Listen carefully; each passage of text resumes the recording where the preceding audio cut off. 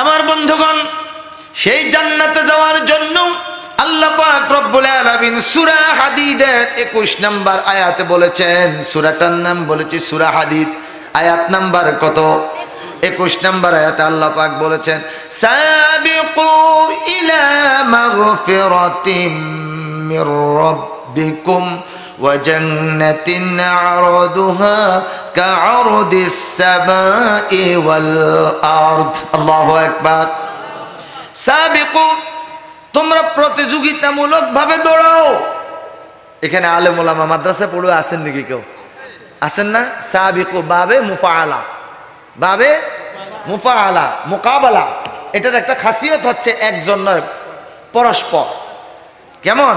আল্লাহ পাক বলছে সাবিকু, পরস্পর প্রতিযোগিতামূলক ভাবে তোমরা তোমাদের রবের ক্ষমা এবং জান্নাতের দিকে দৌড়াও।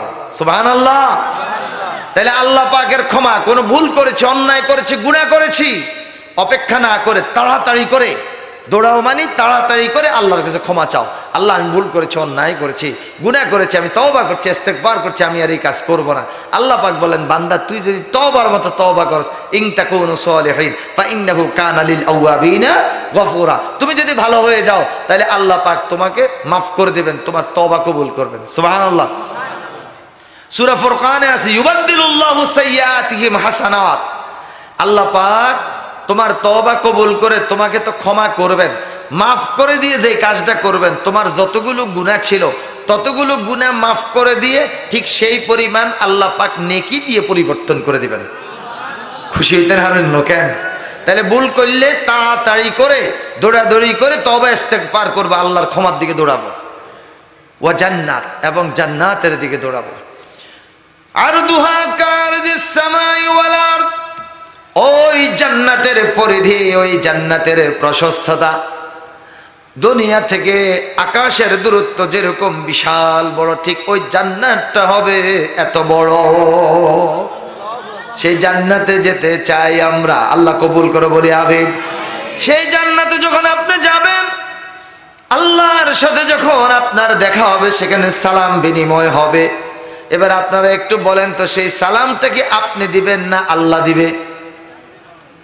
বুঝাতে পারি নাই? সেই সালাম আল্লাহ দিবে না, সেই সালাম আপনি দিবেন না, সেই সালাম দিবে আল্লাহ। ও নাসির উদ্দিন হেলালি, এটার ব্যাপারে কি কোনো রেফারেন্স আছে?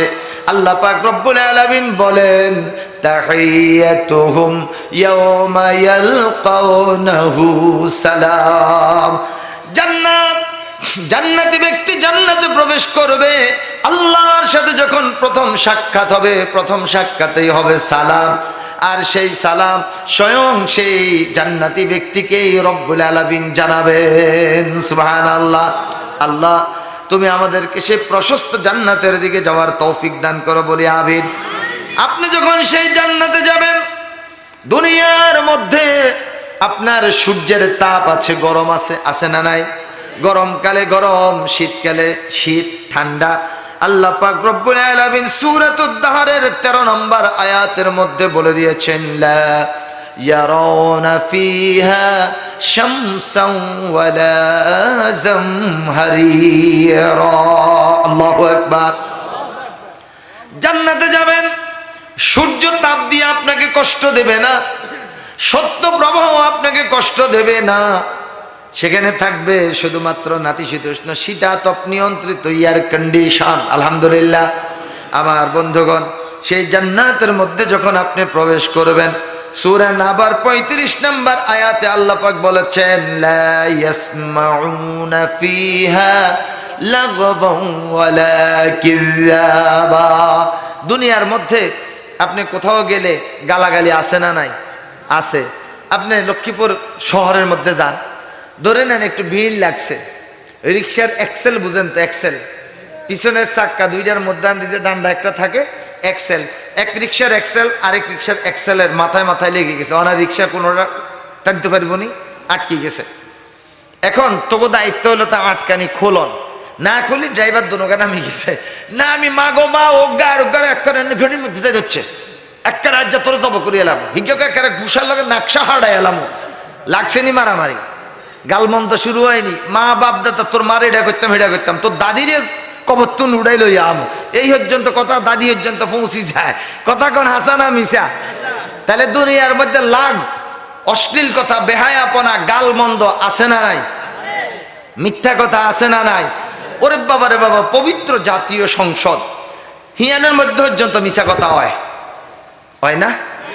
আমার বন্ধুগণ, তো রন্ধ্রে মিশা কথা, জায়গায় জায়গায় মিথ্যা কথা। কিন্তু আল্লাহ পাক বলে দিয়েছেন জান্নাতের মধ্যে জান্নাতীরা যখন যাবে, লা ইয়াসমাউনা ফিহা লাগওয়ান ওয়ালা কিযাবা, তারা সেখানে বেহুদা বাজে কোনো কথাবার্তা শুনবে না, এমনকি কোনো মিথ্যা কথাও তারা শুনবে না। হুজুর, তাহলে তারা কি শুনবে? সূরা ওয়াকিয়ার 26 নম্বর আয়াতে আল্লাহ পাক বলে দিয়েছেন ইল্লা কিলান সালামান সালামা। সুবহানাল্লাহ। তারা সেই জান্নাতে যাওয়ার পর সেখানে শুধু শান্তিদায়ক কথা শুনবে, সত্য সত্য আর সত্য। সুবহানাল্লাহ বলেন। আমার ভাইয়েরা, এরপর জান্নাতীরা যখন জান্নাতে চলে যাবে, জান্নাতের নাজ নিয়ামত যখন গ্রহণ করা শুরু করবে, তখন জান্নাতীরা আর কেউ মরতে চাইবে না। তখন আল্লাহ পাক তাদেরকে জানাই দিবেন। আমার বন্ধুগণ, সূরা দুখানের 56 নম্বর আয়াত, লা ইয়াযুকুনা ফিহাল মাউতা ইল্লাল মাউতাল উলা ওয়া ওয়াকাহুম আযাবাল জাহিম। সুবহানাল্লাহ বলেন। জান্নাতীরা দুনিয়া থেকে বিদায় নেওয়ার সময় যে প্রথম ইন্তেকাল হয়েছিল, মৃত্যু হয়েছিল, সেই মৃত্যুটাই হবে তাদের শেষ মৃত্যু। তারা জান্নাতে যাওয়ার পর আর তাদের কোনো প্রকারের মৃত্যু হবে না।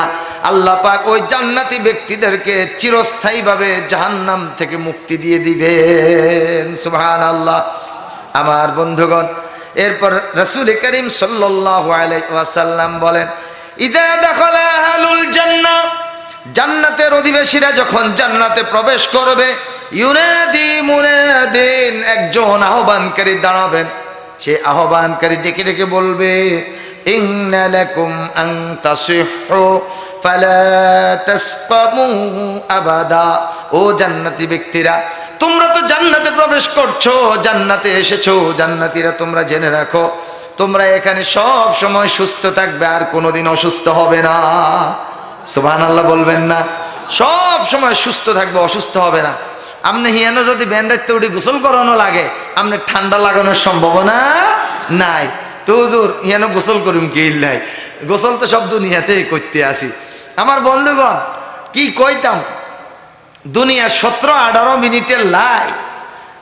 তুই মিয়া সুয়ারি বাগানো যাও, হাট খেত যাও, ইয়ানো যাও, ইয়ানো যাও, ঝুঁকি মারো, ইয়ারে তোমার বিরুদ্ধে দর্শন মামলা হয়নি? হয়। খুব দুঃখজনক ব্যাপার, অত্যন্ত লজ্জাজনক ব্যাপার। গত পরশুদিন চুয়াডাঙ্গা একটা মা, অসহায় গরিব, সকালে সূর্য উদয়ের পরে তিনি তুলা খেত, কার্পাস তুলা আছে, এখানে জমিনে চাষ করা হয়, তুলা উঠানোর জন্য যায়, অন্যের জমিনে কাজ করার জন্য সেখানে মরিচ উঠাতে যায়। আর মেয়েটার বাবা একজন লাকড়ি বিক্রেতা, সেখানে লাকড়ি চিরতে যায় কুড়াল দিয়ে। ফজরের পরে মেহনতি মানুষ, বাচ্চাটার মা ঘুম থেকে উঠে ফজরের আগে রান্নাবান্না সবকিছু কমপ্লিট করে, এরপরে একটা প্রতিবন্ধী ছোট্ট ভাই আছে, এটাকে ঘরে রেখে 7 বছরের শিশু সুমাইয়া তাকে রেখে এরপর এখান থেকে চলে যায়। মেয়েটা তার ভাইকে খানা টানা খাওয়াইয়া ঘরের মধ্যে আটকাইয়া রেখে প্রতিবন্ধী ছেলে শোয়াতে থাকে, রেখে এরপরে 7 বছরের শিশু প্রাইমারি স্কুলে ক্লাস 2তে পড়ে, 2য় শ্রেণী। একটু কথাটা শুনেন ভাই, আমাদের মানব জাতির অবস্থা কোথায় গিয়েছে। এই শিশু স্কুলে যায়, বেলা 1:30টার সময় দুপুরের খাবার গ্রহণ করার জন্য মেয়েটা বাড়িতে আসলো, মাও বাড়িতে আসবে কাজ সেরে। এখন এসে মাকে দেখে নাই, 7 বছরের শিশু। মাকে খোঁজার জন্য মা মা মা মা করতে করতে জমিনের আশেপাশে ঘুরতেছে, ঠিক এই অবস্থায় মেয়েটা কিডন্যাপ হয়ে গেল। পরে ইউনিয়ন চেয়ারম্যান, মেম্বার সাহেব সবাই মিলে যখন জানতে পেরেছে, চতুর্দিকে খোঁজাখুঁজি শুরু করলো, পায় না। পরে আরেক গ্রামে গিয়ে দেখে যে একটা জমিনের মধ্যে মেয়েটার বিবস্ত্র লাশ পাওয়া গেছে, তার লজ্জাস্থান দিয়ে রক্ত ঝরছে।